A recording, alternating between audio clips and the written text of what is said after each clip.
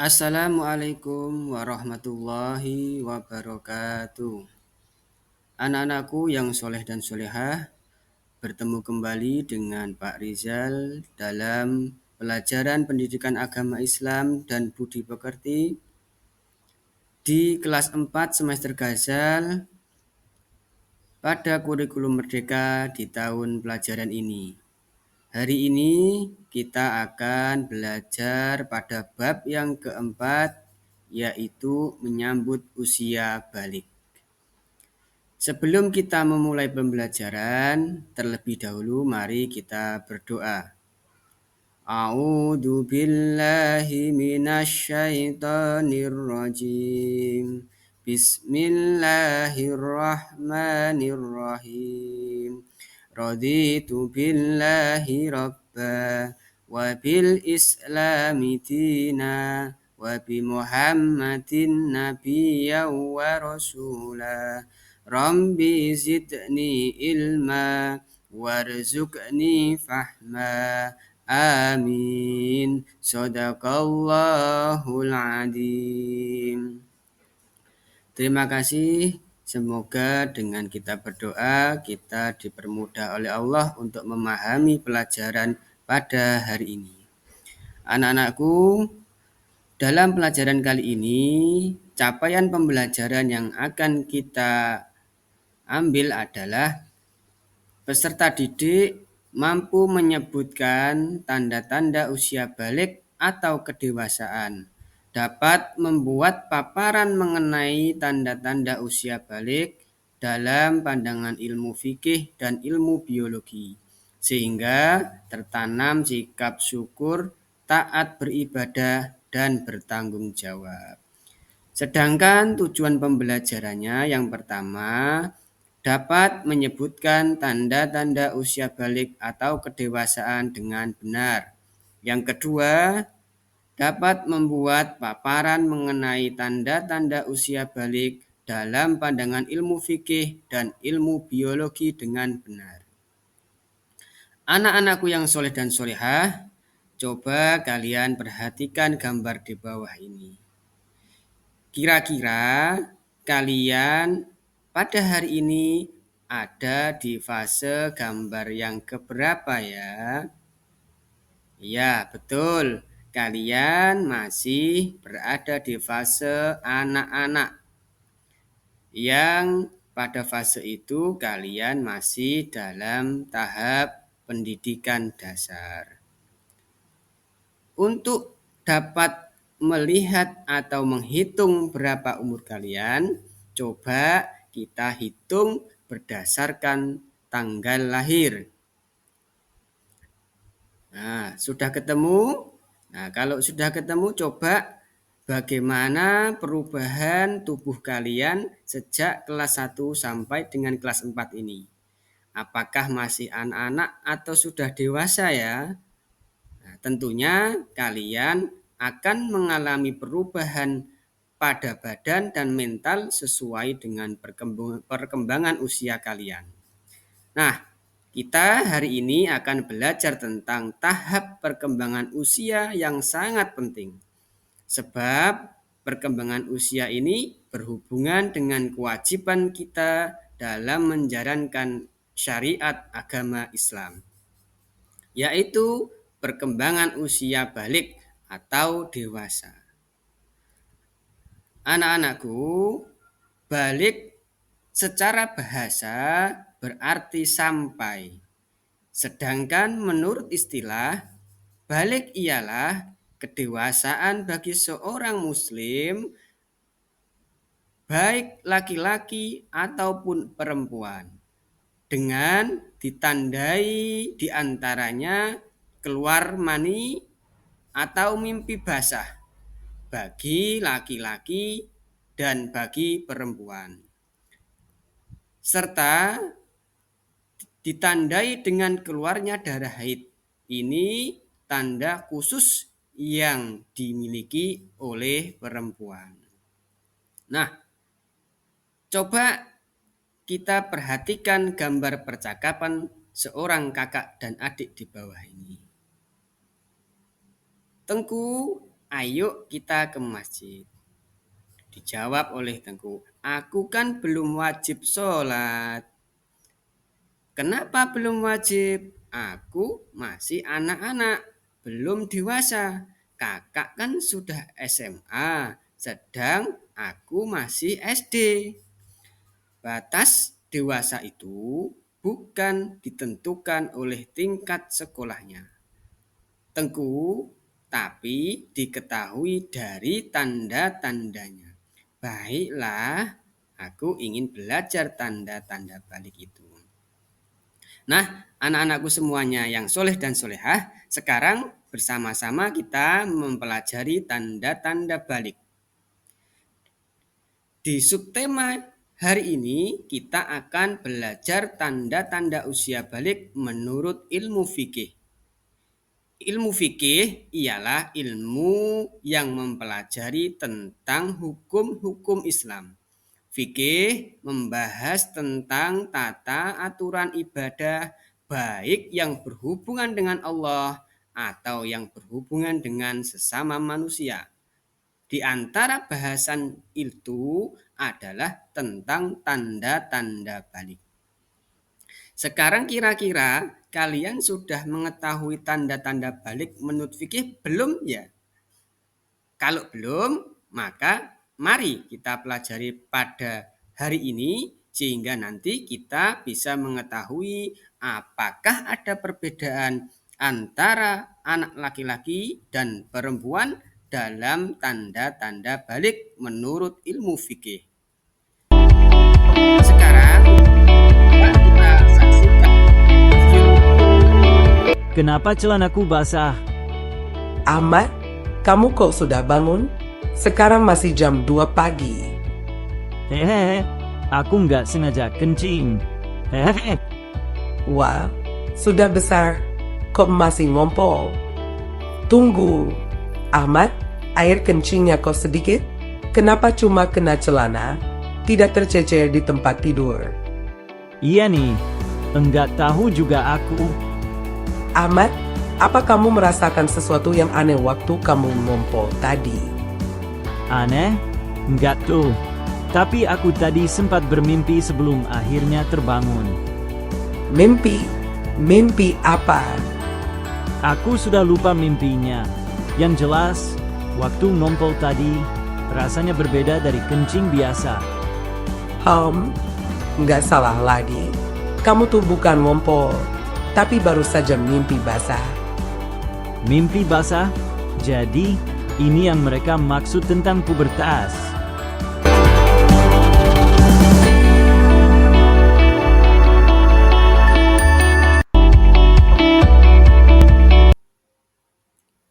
Nah, anak-anakku semuanya, bagaimana cerita di dalam video tersebut? Menarik bukan? Dulu mungkin kalian akan bertanya-tanya, apa sih mimpi basah itu? Nah, dari video tersebut kalian akhirnya tahu. Suatu saat kalian akan mengalami seperti yang dialami oleh Ahmad. Biasanya terjadi ketika usia kalian 9 tahun atau lebih.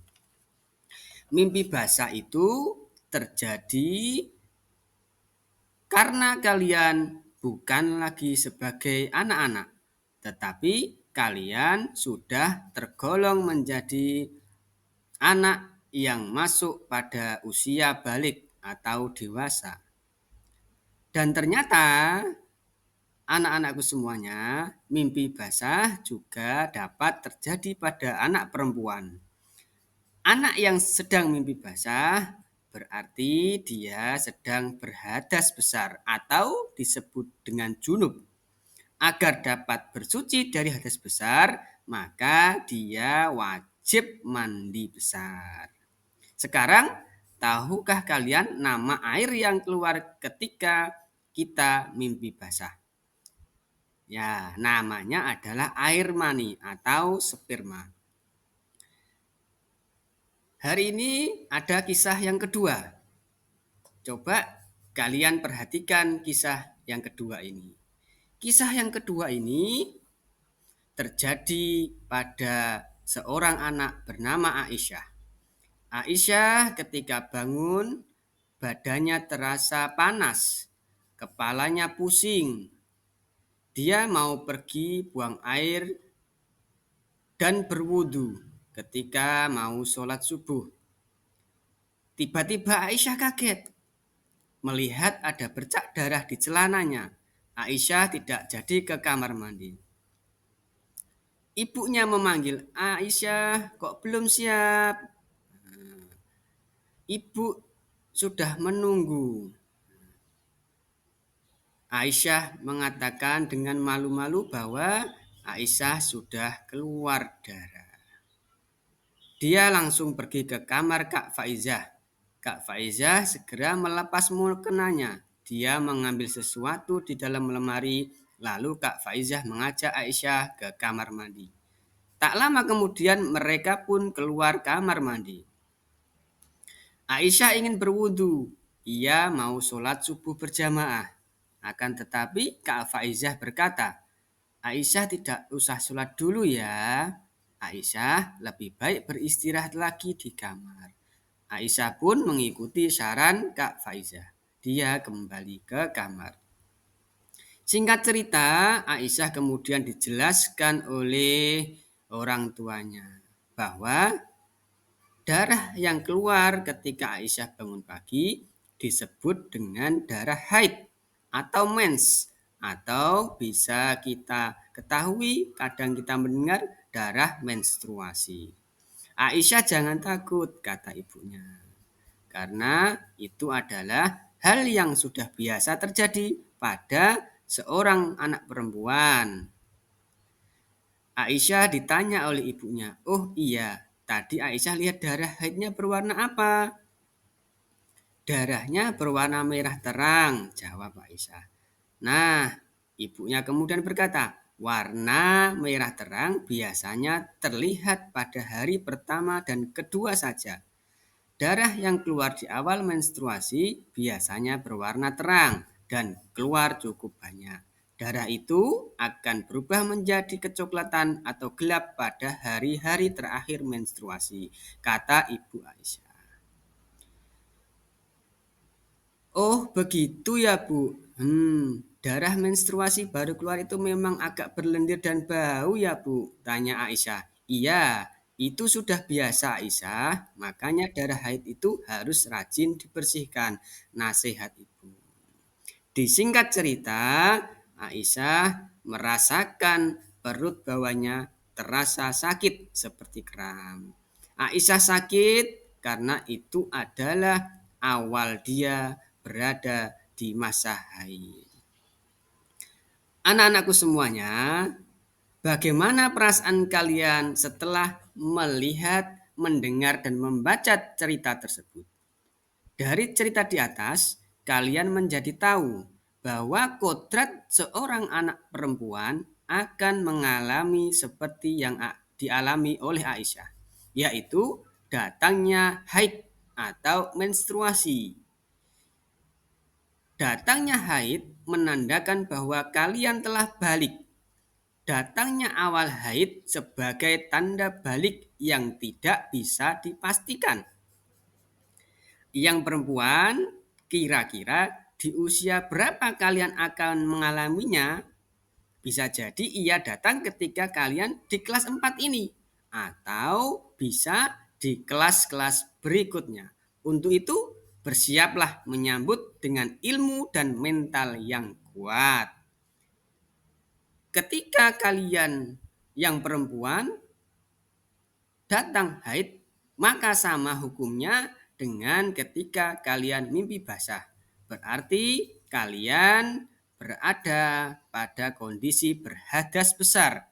Sehingga ketika selesai haid, kalian harus mandi besar sebagai bentuk tata cara bersuci dari selesainya haid kalian. Anak-anakku, lalu ketika dua ciri tersebut tidak kalian alami, bagaimana? Bagaimana kita tahu bahwa kita sudah berada pada usia balik? Maka ada ciri yang ketiga, bahwa anak laki-laki dan perempuan yang sudah masuk usia 15 tahun, ia telah masuk usia balik, meskipun sebelumnya tidak mengalami tanda-tanda balik. Umur 15 tahun secara sempurna bagi laki-laki dan perempuan dihitung berdasarkan perhitungan kalender Hijriah.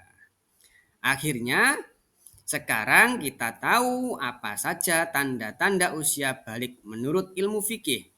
Yang pertama, mimpi basah, baik bagi laki-laki maupun perempuan. Yang kedua, keluar darah haid atau menstruasi, khusus bagi anak perempuan. Dan yang ketiga, telah berumur 15 tahun penuh bagi laki-laki maupun perempuan. Nah, ketika kalian sudah masuk pada usia balik, ada beberapa hal yang menjadi kewajiban bagi kita sebagai seorang muslim.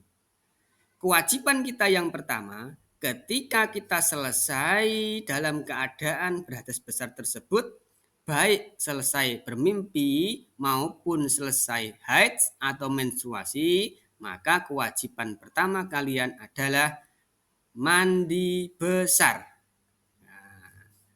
Bagaimana caranya mandi besar? Tata cara mandi besar adalah sebagai berikut. Yang pertama, kalian mencuci kedua telapak tangan sebanyak 3 kali.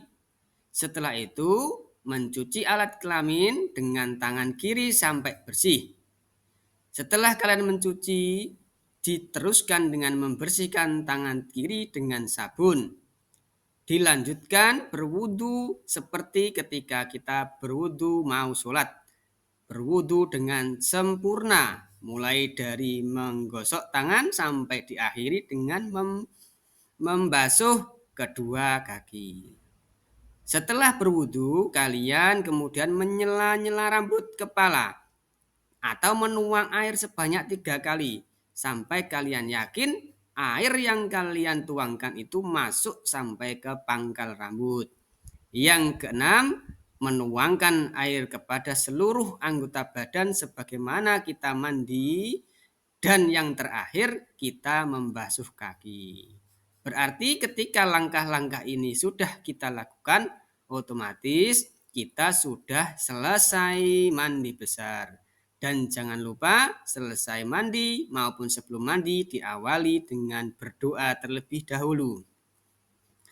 Anak-anakku, selain kewajiban kita sebagai seorang muslim, ada larangan-larangan ketika kita sedang berhadas besar.